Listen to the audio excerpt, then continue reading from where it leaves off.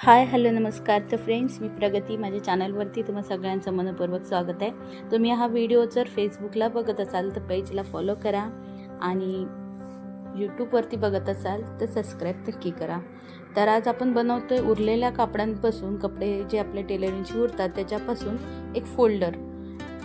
तर हा मी फोल्डर 5 कप्प्यांचा बनवते. त्याच्यासाठी मी 5 प्रकारचे असे कपडे शेडेड घेतलेत. आपल्याकडे सिंगल कलर असेल तरी चालेल, पण माझ्याकडे जे उरलेले कपडे होते त्यापैकी मी कपडे काढलेत. 18x15चे असे 2 तुकडे म्हणजे 5 पीस काढलेत आणि ते एकावर एक ठेवून व्यवस्थित असं स्टिचिंग करून घेते.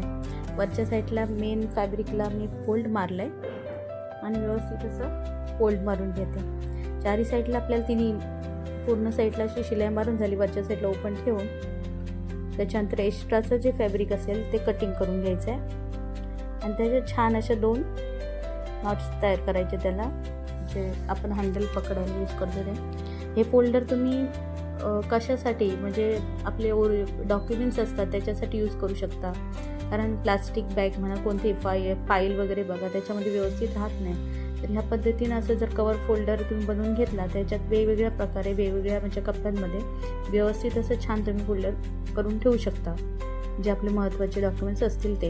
हे फोल्डर मी स्पेशली माझ्या पेपर पॅटर्नसाठी बनवते. तर माझे पेपर पॅटर्न्स मी 28च्या साईजच्या हिशोबाने सगळे शॉर्टिंग केलेले आहेत. 28, 30, त्याच्यानंतर 32, 34 अशा 2-2 साईजमध्ये व्यवस्थित ह्याच्यात बसतील असे हे फोल्डर मी तयार केले. तर तुम्हाला हा व्हिडिओ कसा वाटला नक्की कमेंटमध्ये सांगा आणि व्हिडिओ आवडला तर लाईक करा, शेअर करा, सबस्क्राईब करा. तर या पद्धतीनं आता नॉट मी तयार करून घेतले आहेत आणि उंची मी तुम्हाला सांगितलेलीच आहे की 18x15चं मी उंची घेतली. कारण 42चा काहीतरी 42 ब्लाऊजचा जो आपला पेपर पॅटर्न आहे त्याची 16 इंच हाईट असते. त्याच्या हिशोबाने अशा पद्धतीने 2 मस्त नॉट लावून घेतले आहेत जेणेकरून कुठेही हँगिंग करून ठेवता येतं. हे मी माझ्या शॉपसाठी केलं आहे. तर बघू शकता ही माझी पेपर पॅटर्न आहे ज्यांना मी लेमिनेशन करून घेतलं आहे आणि वेगवेगळ्या साईजमध्ये तर त्यांना मी अरेंज करून आता त्याच्यामध्ये ठेवते. त्याच्यामध्ये आपण आपल्या फाईल किंवा काही व्यवस्थित ठेवण्यासाठी खरंच खूप उपयोगी पडतं. आणि उरलेल्या कपड्यांपासून की आपल्याला नवीन मार्केटमधून कपडे आणलेले नाही आहेत त्याच्यापासून हे छान